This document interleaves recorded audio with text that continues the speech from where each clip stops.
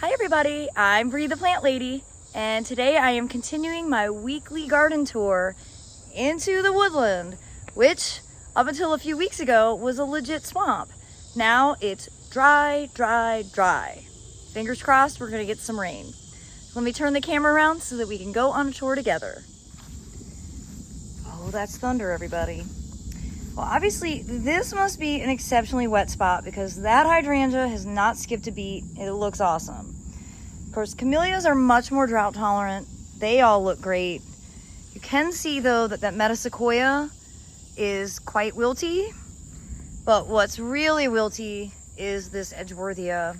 This is snow cream. It does not like being this dry, period. It hates it. And you can also see wilted hydrangeas there. Now, the reason I was like, maybe we can get rid of the black runner in my last video, because I am very worried about it spreading with the phlox paniculata bright eyes, is because I do have some growing back here, even though it's really shady. I think I might be able to get this established.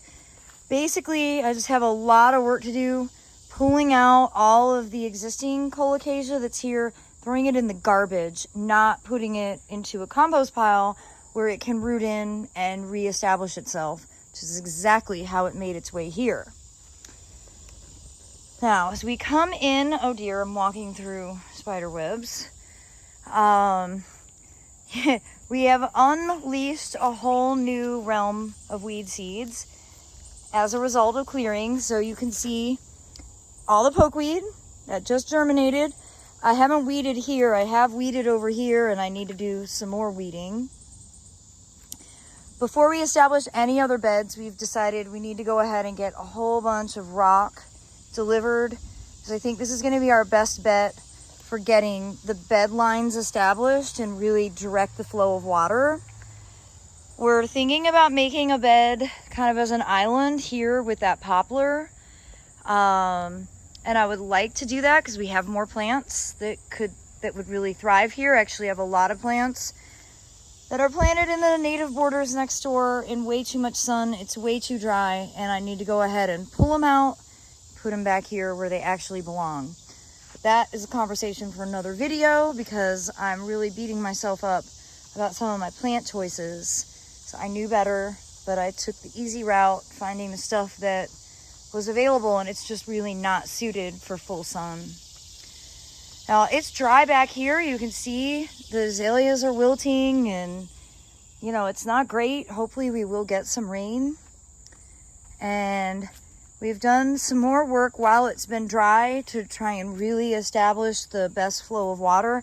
Really, this water oak is in the way and it should be taken out. We should have had Snell do that, because if that wasn't there, this would flow much, much more easily. We might end up figuring that out sooner than later. The new neighbors have moved in. We haven't met, but I did hear them talking about putting in a fence. Their property line starts at that pink flag here, and I'm hoping they don't decide to fence this part, because that will seriously impede the flow of water. But of course, they haven't only been here a few days, and they have no idea how wet this place is when we do get rain, and how the water flows on the property. So I'm hoping that we can meet soon and have a good discussion about it. But all the hydrangeas that we put in here are looking good. The rhododendrons on their side are looking nice. And Aiden and I were having a discussion today. We really want this to be covered space. Covered outdoor space is what I need. I don't actually need more square footage to plant things. I need covered outdoor space. So we're thinking of graveling this and then maybe either extending the roof line of this shed or figuring something out. I haven't gotten that far. Of course, these hydrangeas are all doing really well. And what's interesting is to see the seed bank that's emerging. So I have a whole bunch of I don't know if they're gourds or pumpkins that are germinating, and some major weeds here. These are all morning glories, which are a nightmare. And I'll tell y'all, I am not a big sprayer of Roundup. I am spraying this. I am absolutely not going to deal with all of this horribly invasive plant. And you can see how much there is. So yeah, this is going to be dealt with like ASAP. I guess I'm glad I didn't do it today, because maybe we're going to get rain. But you know, the density of this, and we actually probably could just come through. Actually not, because see, I didn't get the whole root because it's so dry. And with this, I really think that we have to make sure that we kill it.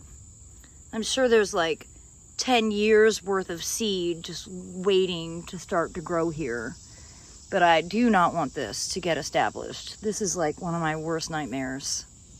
Well, as you can see, we've got a big pile of mulch, so we're gonna be able to really start getting some stuff sort of manicured. David actually got all the beds edged using the Still Edge Definer last week. So Aiden and I are being strategic. We're waiting until the weather doesn't make you want to hate to garden. But we do plan to get everything super neat and tidy for that fall open garden. So I'm super excited about. I have a lot of work to do to prepare for it, but it is Saturday, September 23rd from noon to 4 p.m. where it's free, it is no registration, and it is rain or shine. And now the reason that I'm walking through this haphazard work zone is that I wanted to show you my very happy, healthy Edgeworthia that, of course, is rooted from a pot, a cutting that I stuck years ago. I think I did this in 2014, and it rooted into the pot, through the pot, into a French drain that we had put in next to this metal building, which is a garage. And despite the fact that we haven't had any measurable precipitation in 3 weeks, this plant, maybe it's tapped into a spring. This is just happy and healthy as can be. And I'm very pleased to see it, because I have a lot of other wilty Edgeworthias that make me very sad. And so when I see that this one is still looking good, I at least know that I'll have beautiful flowers to look forward to in January.